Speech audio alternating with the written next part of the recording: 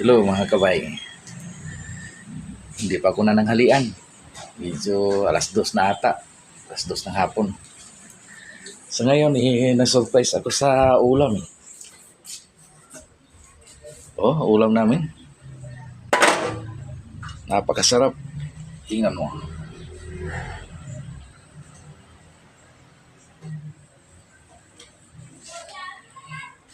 Nakita nyo?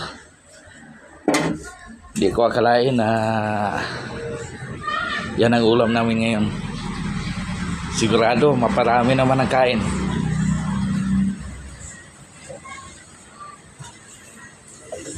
Oh, ito ba yun?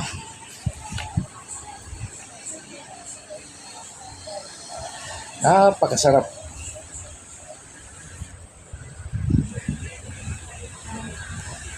Kain tayo. Mga kabay. Ito, laman loob ng manok.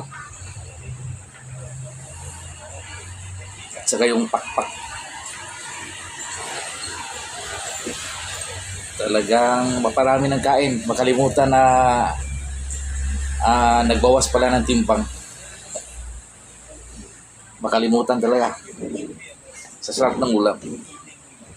Diba, kain tayo. Sarap.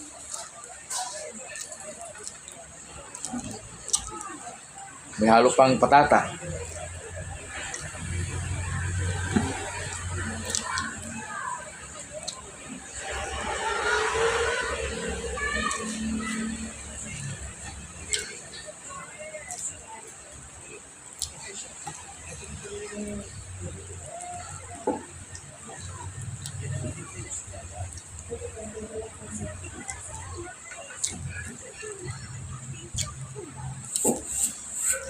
Okay, bye.